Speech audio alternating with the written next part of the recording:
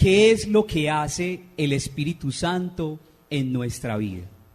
Y yo quisiera compartirles 3 cosas que hace el Espíritu Santo, pero yo no podría compartirles estas 3 cosas sin hablarles de lo que el Espíritu Santo ha hecho en mi vida. Por tanto, les voy a compartir 3 cosas que hace el Espíritu Santo porque lo ha hecho en mi corazón y en mi existencia. ¿Qué es lo que el Espíritu Santo hace en la vida del cristiano? Génesis, capítulo 1, versículo 1. En el principio creó Dios el cielo y la tierra. La tierra era caos. ¿Qué era la tierra? Caos. Y confusión y oscuridad por encima del abismo, y un viento de Dios aleteaba por encima de las aguas. Palabra de Dios. ¿Qué es lo que hace el Espíritu Santo? Primero, crear. El Espíritu Santo es el Espíritu creador, el Espíritu que hace que las cosas sean. ¿Y en qué consiste crear en las Sagradas Escrituras? En que hay un caos, hay un desorden, hay un montón de cosas que están en desorden. Crear consiste en poner orden. Lo contrario del caos es el orden. Por tanto, Dios crea poniendo en orden.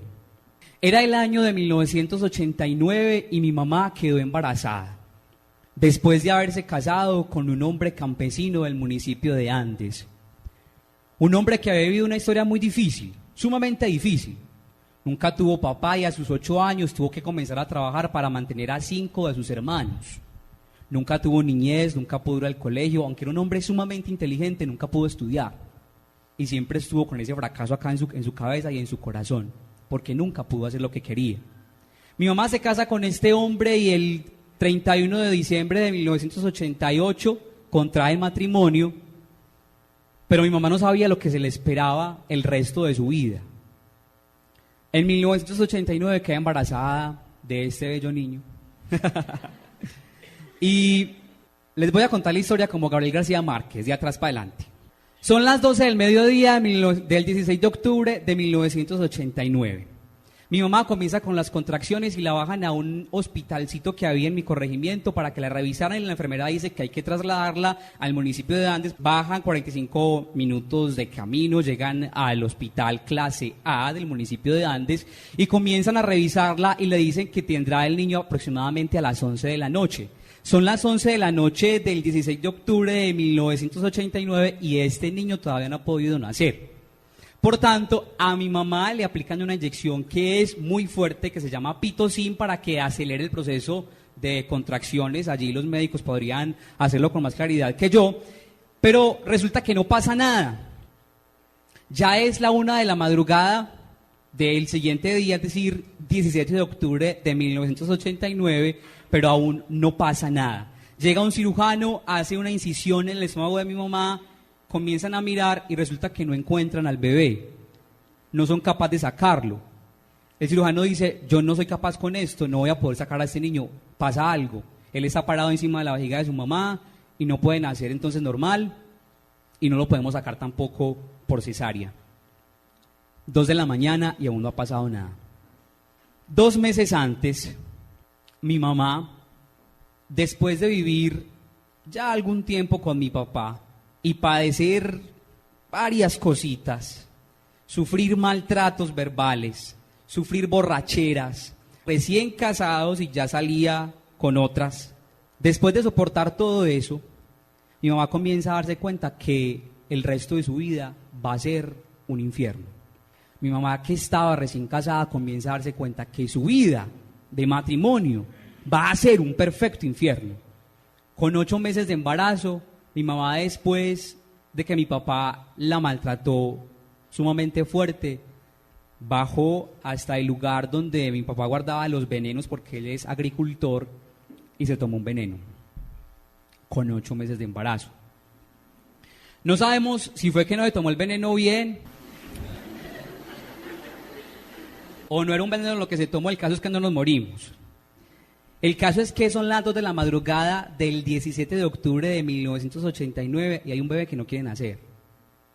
Hay un bebé que se resiste a nacer. Hace algunos años yo comencé a este proceso de vida espiritual que ha sido muy bello, muy bonito. Y yo comencé a preguntarle al Señor por qué a mí la vida me pesaba tanto. ¿Por qué yo no quería vivir? ¿Por qué yo no le encontraba como sentido a la existencia? ¿Por qué a pesar de que oraba, a pesar de que me había regalado el carisma de orar, de cantar, por qué yo no le encontraba como sabor a la existencia? Y yo comencé a preguntarle al Señor por qué yo no quería vivir si se suponía que yo estaba con el Dios de la vida, con el Dios que estaba vivo. ¿Por qué, Dios? ¿Por qué no quiero vivir si estoy contigo que eres el Dios de la vida? Y comencé a ver esa imagen que muchas veces mi mamá me había contado de lo difícil que había sido para mí nacer, y el Espíritu me mostró una imagen súper hermosa y súper dura también. Me mostró a un bebé que se estaba cubriendo con la piel de su mamá porque no quería nacer. Ese es este momento que les estoy contando. Yo no quería nacer porque desde el comienzo mi mamá me había dicho que esta vida era un desastre. Yo voy a salir del vientre de mi mamá para que este man me pegue. Mejor ni nazco. ¿Y qué pasa cuando yo empiezo a darme cuenta de esto? El Señor lo primero que hizo fue revelarme esta herida, mostrarme que a mí me dolía la existencia, que a mí me dolía vivir, que yo no quería vivir. Y el Espíritu comienza a poner en orden un montón de cosas en mi vida. Y comienza a mostrarme el para qué de mi existencia. El para qué y el por qué. El por qué mi papá era como era. Entre otras cosas, muchachos, eso es una clave para el perdón. Yo sé que muchos de ustedes y yo estamos muy heridos con alguien. Muchos de ustedes están heridos con su papá. Muchos de ustedes, mujeres, están heridas con su mamá. Muchos de ustedes están heridos con una institución, con una persona, con un hombre o con una mujer. ¿Y cuál es la primera clave que me dio el Señor a mí para perdonar a mi papá? O por lo menos para comenzar este camino del perdón. Mostrarme por qué él se comportaba como se comportaba. Toda una vida de sufrimiento, muchachos, no. No toda la vida sufriendo. ¿Cómo más va a vivir? ¿Qué más tiene para dar? Uno no puede dar de lo que no tiene.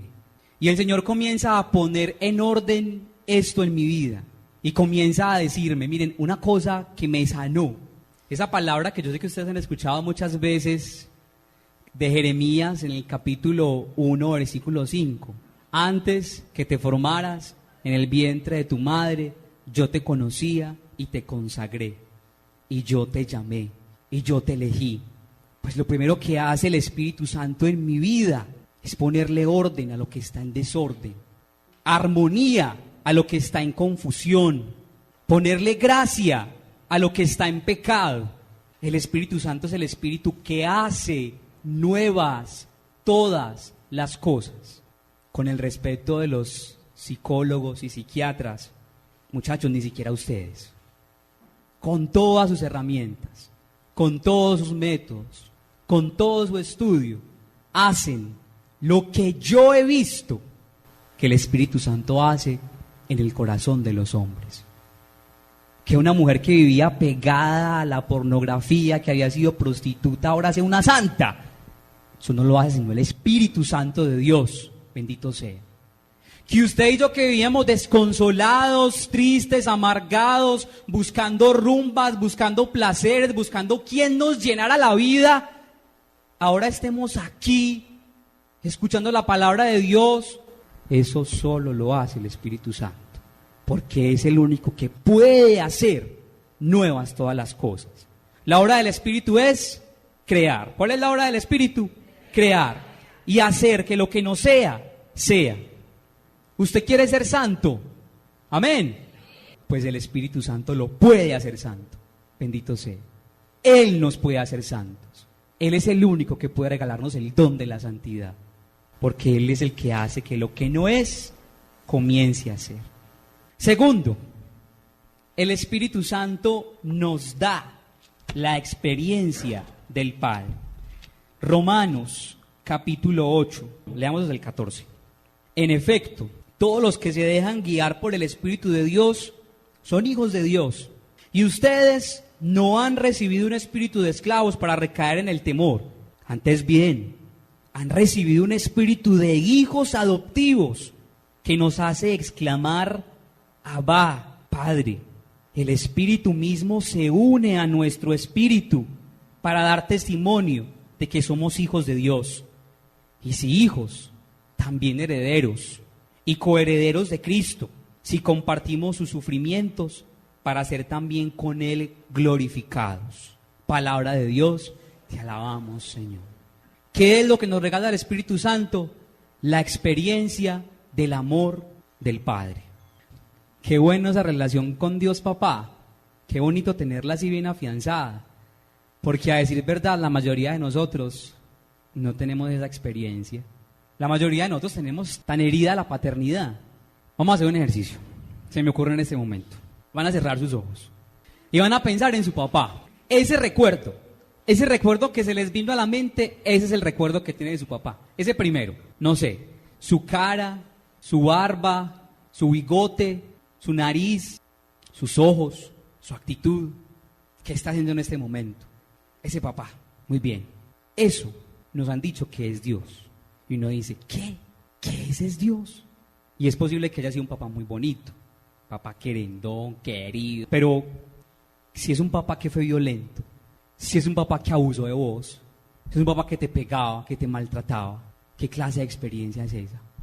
Miren, muchachos, para yo poder entender a mi papá Dios como mi papá verdadero, eso ha sido un trabajo súper grande. Ha sido un trabajo tan grande que yo sinceramente digo que es el Espíritu Santo el que lo ha hecho. Y la palabra de Dios lo que dice es que nosotros con Dios deberíamos sentirnos como si estuviéramos en los brazos de una madre, como si estuviéramos en los brazos de alguien que nos puede cuidar, que nos puede amar con todo su amor. Que la actitud ante Dios debe ser como de confianza, como de, hey, tírate que yo te recojo, tírate que yo te atajo, no te preocupes, tírate que yo te atajo. Eso es lo que nos han dicho de nuestro Dios, pero eso es tan difícil. Y yo quisiera que en esta noche le diéramos la oportunidad al Espíritu de sanar esa paternidad. Y ahorita en la oración le vamos a pedir mucho eso al Señor. Listo. Vamos a pedirle al Espíritu Santo que nos regale la experiencia del Padre. ¿Sabe usted y yo por qué nos comportamos a veces tan indisciplinados?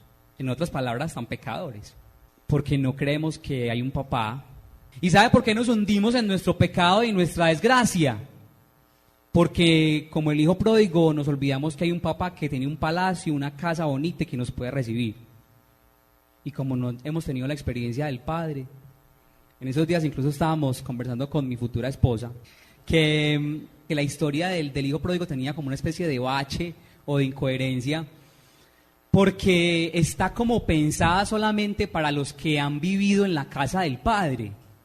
Pero ¿y qué pasa con aquellos que nunca han vivido en la casa del Padre?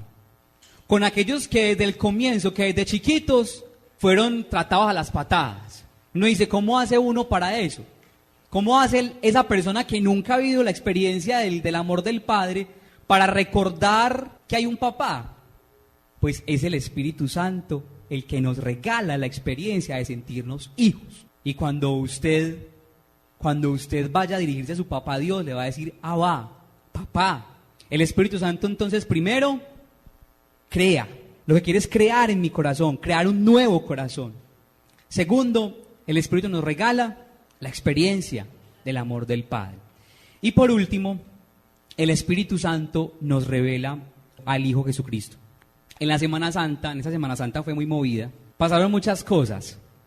¿Cómo les parece que yo siempre que empieza Pascua o siempre que empieza la Cuaresma, yo le digo al Señor, Señor, regálame en esta Cuaresma y en esta Pascua, regálame una experiencia fuerte tuya?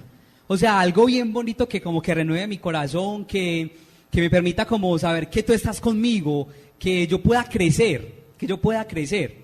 Entre otras cosas, porque uno a veces como que celebra Cuaresma y celebra Pascua como en piloto automático, ¿sí o no? Como que uno va a misa y otra vez lo mismo y tal cosa y lo mismo de siempre, uno se aburre, no falta la que le queman el pelo, la que se cae, la que se desmaya, la que se maluquea, el padre que predica maluco, el calor, el aguacero que cayó el Viernes Santo, bueno, lo que sea, de todo. Y uno como que celebra todo eso en piloto automático. Pasó el Señor, pero como que pasó en avión porque a mí no me tocó, pasó en avión. Entonces yo siempre le digo al Señor, Señor, regálame una experiencia fuerte tuya en esta Cuaresma y en esta Pascua. Y entonces Él me decía, yo sentía que me decía al corazón, la cruz te va a salvar. Y recuerdo que el Viernes Santo estaba predicando don Oscar en el retiro de Semana Santa, y estábamos hablando de la cruz y estábamos pues como reflexionando en torno a la cruz. El caso es que ya estaba predicando, y en esos momentos como que uno se eleva, ¿sí o no? Que uno se va, así como está usted en este momento, elevado por allá. Dicen que uno solamente está concentrado. ¿Cuánto tiempo, Cris? ¿Cuánto tiempo se concentra la gente? 15 minutos, 40 minutos. Ah, bueno. El rango de uno es más poquito, pues mi rango es como de 5 minutos. Bueno, el caso es que yo estaba todo elevado, y como que en ese estar elevado volteé a mirar a mi izquierda y ahí estaba la cruz. Y yo comencé a mirar la cruz y comencé a acordarme, se me vino la imagen que cuenta mucho doña Luz María Cuartas de su encuentro con el Señor. Se me vino esa imagen, que estaba en un congreso de la Renovación Carismática o no sé qué, el caso es que estaban orando, y que ella vio a Jesús, dice doña Luz María, que ella vio a Jesús y que Jesús iba con la cruz, y que Jesús volteó a mirarla y que le dijo: es por ti, Luzma, es por ti, esta cruz es por ti. Y entonces a mí se me vino esa imagen a la cabeza, y comencé a escuchar que el Señor me decía: es por ti, Andrés, es por ti, esta cruz es por ti, yo estoy cargando esta cruz, es por ti, yo estoy muriendo, es por ti. Comencé a llorar y yo decía: es por mí, es verdad, el Señor está muriendo hoy por mí, el Señor ha muerto hoy por mí. Luego yo me puse a reflexionar y yo decía: ¿cuántas veces yo le he dicho a la gente que Jesús murió por ellos? Y yo no me había creído esto, yo no había entendido esto, yo no había asimilado que en realidad Dios, que en realidad Jesucristo murió por mí, por Andrés, no por ustedes, por mí, no por todos, por mí. Él murió por mí, porque me ama, porque soy la niña de sus ojos, porque se goza en verme aquí parado, porque le encanta mi mirada, porque le encantan mis gestos, por mí. Es por mí que murió Él, porque le gusta mi historia, sin importar que me haya equivocado tantas veces, es por mí. ¿Quién me revela estas cosas? Tiene que ser el Espíritu Santo, porque entre otras cosas, yo puedo hablarles a ustedes todo el tiempo y darles catequesis 6, 7 horas, años, pero el único que puede escribir en sus corazones el mensaje que les damos los predicadores es el Espíritu Santo, bendito sea, es el único. Y le da uno unas cachetadas el Espíritu Santo, le da uno unas cachetadas, porque uno como predicador cree que uno es el que hace las cosas, y uno a veces saca pecho y uno dice: es que soy yo, hijo de madre, es lo que yo dije. Y entonces, recuerdo que una vez estaba yo predicando así todo emocionado, y entonces preparé un tema todo bueno, no sé qué, y todo contento, cuando yo conté una anécdota de un borracho que le pegaba a la mujer, pero yo no quería hacer énfasis en el borracho, ni en el que le pegaba a la mujer, sino en otra cosa. Cuando al final de la predicación, el único que salió a decirme alguna cosa fue un señor, y me dijo: ay, hermano, yo quiero convertirme. Es que no, es que usted dio un ejemplo ahí de un señor que era todo borracho y que le pegaba a la esposa, y yo creo que yo soy como ese señor, y yo quiero cambiar, y yo quiero cambiar de actitud, y yo quiero cambiar mi vida. Y una vez cree que es uno, pues el Espíritu Santo, el que se vale cualquier cosita, así de chiquitica como yo, se vale de cualquier cosita para comunicar su palabra, para llegar al corazón de los hombres. Siempre se vale de cositas para atraer a los corazones hacia Él. Y es el Espíritu Santo el que escribe en nuestros corazones esa palabra. Hoy el Espíritu Santo quiere escribir en su corazón una palabra de vida. Miren, yo hago nuevas todas las cosas, muchachos. No se desesperen. El Señor hace nuevas todas las cosas, es verdad. Yo lo he visto. A mí sobre todo me conmueve mucho un muchacho de Itagüí, me parece un valiente y es una cosa. El tipo llegó a un retiro Yeshua, trabado, trasnochado, sin ganas de ir, y se apoltronó en la silla, y éramos nosotros hablando, y era ahí roncando, ahí todo dormido, el primer día. El segundo día vimos que después de la oración ya el man estaba como asustado. ¿Esto qué es tan raro? ¿Esto será católico? ¿Qué era esto tan horrible? Así como usted, los nuevos, que llegaron hoy acá y dijeron, ¿qué es eso tan raro? ¿Esto será católico? ¿Dónde estará el pastor? Aleluya, gloria a Dios. Todo eso tan raro. Y el caso es que el tipo estaba todo asustado el otro día y ya en la noche comenzó a abrirse. Miren, ha sido la resurrección más evidente que he visto yo. Ese muchacho hoy en día está siendo discípulo del Señor. Era drogadicto, el papá lo abandonó, la vida súper difícil y hoy está siguiendo al Señor. Bendito sea Dios, no. Que Dios puede hacer nuevas todas las cosas. Él es capaz. Él es capaz incluso de volver a hacer ese matrimonio que estaba destruido. Él es capaz de volver incluso a hacer esa profesión que ya parece que no tiene sentido. ¿Qué fue?